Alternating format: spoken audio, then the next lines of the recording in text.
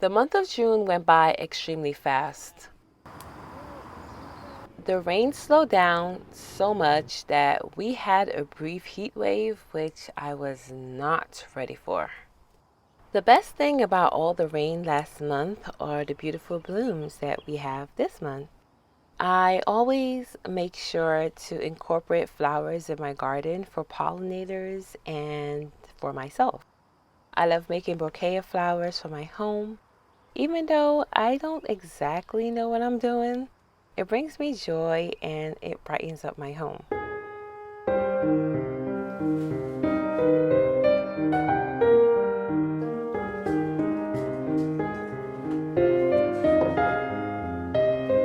So lately I enjoy going to Home Goods. I only allow myself to go maybe once a month and pick something pretty.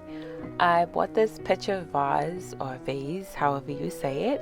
I wanted to officially buy some vases because I usually reuse old glass jars, which is still fine by me. But this is a little treat for me, and I think that it will make my flowers pop even more because it's white and not just clear.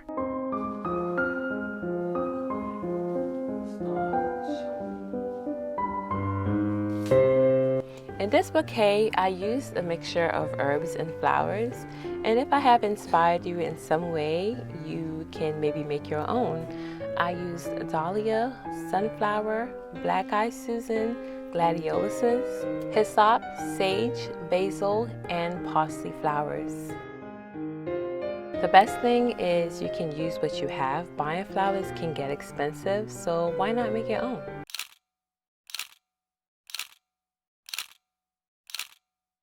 This month I also collected a lot of calendula. I make soaps and body butter for my family, and the goal is to infuse the soaps with calendulas. Some of the benefits of calendula is it helps reduce scarring and protects against infection. My skin scars very easily, so this is very helpful for me. It's antimicrobial and antifungal. It's great for minor skin infections, and you could also consume it as a tea. I also started collecting my echinacea, which I will use in teas and tinctures, and it's also great as a cut flower. And this is one of my favorite herbs because it is so versatile in so many different ways. Echinacea has many benefits, but I mostly use it as an immune system booster. The boys and I were feeling very ambitious, so we wanted to make more raised beds. So we went to find some recycled wood, which we did. We found a lot, and we loaded up our truck, and that was it. In 2020, we made a few raised beds on top of the hill. Unfortunately, those beds were inconvenient. My peach tree started shading the bed. It became hard for me to water that bed, and I decided to get rid of it altogether. I wanted to move that bed, but it started falling apart. With the recycled wood, I made a raised bed to go at the side of my greenhouse. The weeds had reclaimed this area, but I figured I need to get my plants in the ground as soon as possible, and I would clear as I go. In November of last year, I planted garlic, and these were garlics that I actually bought from online. I actually bought garlic bulbs. I usually just buy organic garlic from my local farmer's market. And so it was fun just seeing the different varieties. I only planted 3 different varieties. I planted Transylvanians, purple Vietnamese, and Chet's Italian. My favorite was the Chet's Italian of how big they were, but I haven't tasted it yet, to be honest. The only ones that I've tasted so far is my Vietnamese garlic, and because those came out terrible, as you can see, this is what happened to them. Oh my gosh, look at this. Ew. It's all soft. See, I was waiting for the soil to dry out, and it's like the soil never dried out, and so we have, lo and behold, we have these right here. But yeah, so these garlics, they're not that great. Not that great. Like the whole thing was like, it just fell off. It's so, whoops, this tree in my hair. So I've learned something, that I will not grow Vietnamese garlic anymore. Maybe I will, maybe I won't. Since I live in the South and my winters are much milder, it is actually best that I grow soft neck garlic. And the Vietnamese purple was a hard neck garlic, so I think that that's one of the reasons why it didn't do so well. But I also think that it was quicker to be ready to be harvested. And that was honestly the first garlic that I did plant, even though I planted the other ones at the same day. And also it was in a raised bed, which is a lot warmer. So I actually had still a good harvest, so I'm happy about that. Something I want to accomplish is being good at growing cauliflower. I really love it, but I've never been successful thus far. I will try again this fall and maybe it will do better in the fall rather than spring, summer season. So I started harvesting a lot of things that I can use in my meals, and even though my cauliflower did not come out so well, I still use it in my meals. And so I started collecting so many different things. Super large zucchini, that was very interesting, and some scalloped squash, which I seek to find those seeds because I love it. I love the way it tastes. And my husband, who don't like summer squash, he actually really liked the squash a lot. Maybe it's the way I've been cooking it a little bit different this year, but he really likes it. And I also have been collecting my nasturtiums and finding new ways that I can use them. Normally I would just go in my garden and just snack on them, but this year I have a bountiful amount of nasturtiums, so I am finding different ways to use it. I've actually made some nasturtium butter. I've actually put it in my vinegar so I can make dressing. And you could also put the nasturtium flowers and the leaves to make a pesto. I made so many different meals this month, and I actually saved some money on my food bill so far, so that is really great.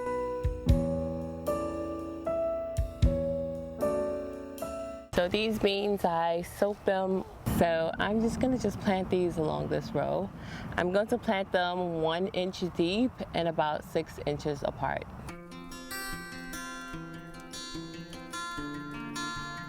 So my plan was always to plant a lot of beans, but I also wanted to plant a lot of corn.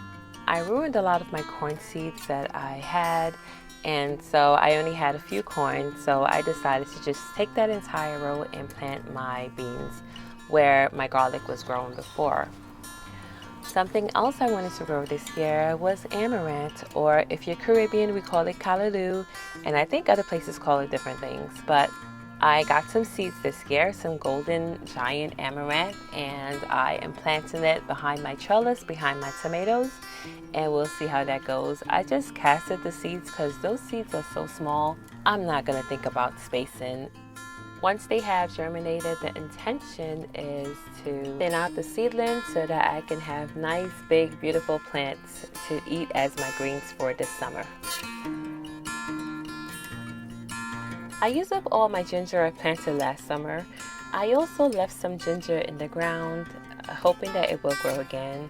I know someone who did this that lives in a colder region than I do, but unfortunately for me, that did not work out. So I had some organic store-bought ginger and they started sprouting. So I planted them in my new raised bed. I planted them about 3 inches deep. Because of all the wet weather, the mosquitoes were having a great time trying to eat me. No matter what I do, even if I put on repellent, mosquitoes love me and they just attack me every time I go outside, especially in the evening time. So planting something in the evening was not the best idea, but I got it done and just stuffed through it.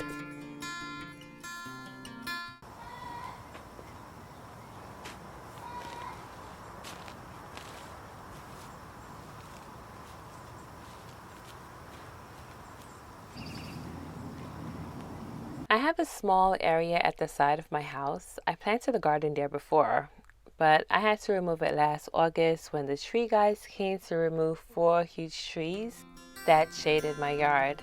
The soil became a bit compact because the big heavy truck was moving back and forth, so I covered it with wood chips, but that was broken down and now we have Bermuda grass, the most annoying grass ever. So I was able to pull out most of the Bermuda grass and then I started a bed, but I will have to figure out a way to get the other Bermuda grass that's in the walkway to not come over to my growing area.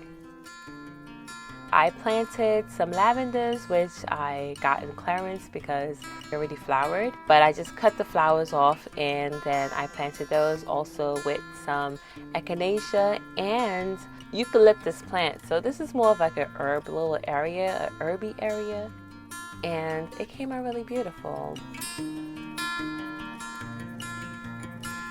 Then I made another bed in the same area, which I will plant sweet potatoes. These sweet potatoes I harvested late last year in December, I believe. And those small ones, they started growing. I think I forgot about them, so I just decided to just grow them in this area along with some tomatoes. These are leftover Roma tomatoes, and I am hoping that they will go really well with the sweet potatoes and that the sweet potatoes will cover up the base of the tomatoes. I am someone who actually likes buying things from small businesses, so Etsy is one of those places where sometimes I buy seeds. So I bought an herbal pack of seeds and they had wormwood in there. I bought the wormwood seeds. I started them last year and I didn't know too much about wormwood. I researched it briefly and I knew what it could do, but I didn't expect it to get so tall. So it got super tall and it was in my walkway. So I saved some of the wormwood for medicinal purposes. Cannot use too much of it. You have to really research about wormwood. And I also decided to trim it all the way back because it was just in the walkway. It was hanging over and this bed was just a mess to begin with. So I had to prune that back. I also had to prune back my rose bushes. Well, they're climbing roses. And normally Daniel, my husband, he is the one who normally deals with this, but he was really busy this month. And so I had to try my hand at pruning this rose bushes because they started growing up tall and they started climbing to the roof of my house, which is not good. I tried my best to prune back as much as possible.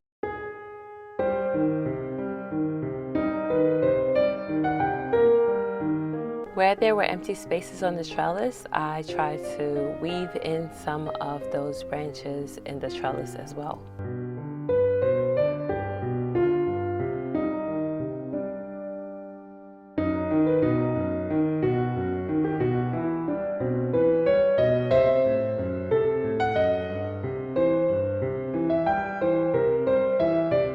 So let's talk about my greenhouse. I truly love growing in here. The only thing that I did not do was leave the netting door closed and my cabbages were attacked.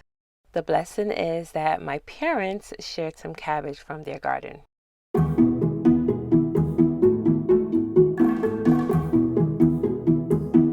Tomatoes in my greenhouse are planted approximately 18 inches apart, so I have to constantly come in and prune them and also tie them up to strings. And so that's something that I've been doing. They grow so fast. It's amazing because I turn around and then I have new tomato growth.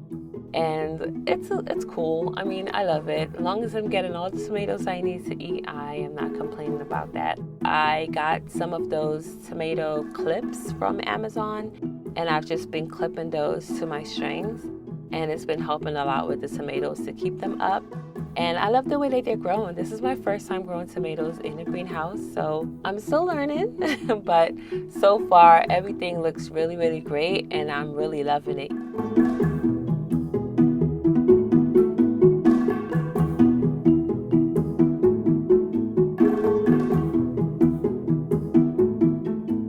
I've been hand pollinating my tomatoes, flowers, just in case the bees don't really make it all the way into the tunnel. But this is the first time that my tomatoes look so good to me. They look so beautiful. It's as if like I'm selling tomatoes or something.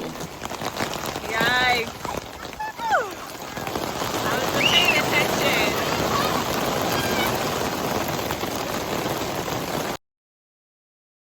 So last night we had a pretty crazy storm and it looks like a lot of stuff has fell down in my garden.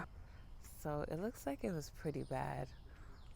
So I have to tie these back up and make them look decent again.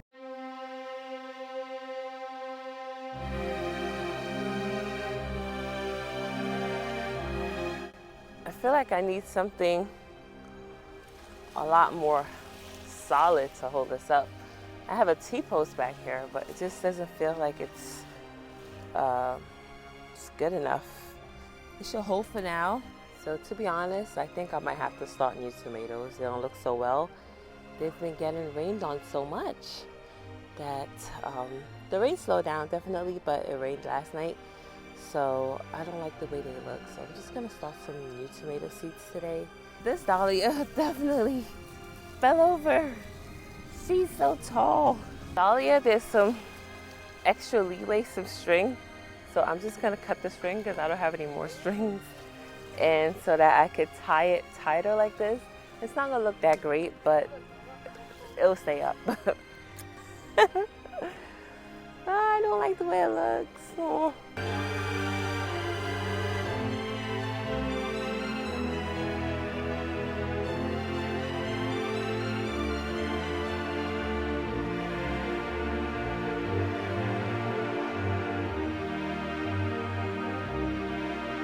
So we had a bit of an intense storm, and that's because we've had some extremely hot weather.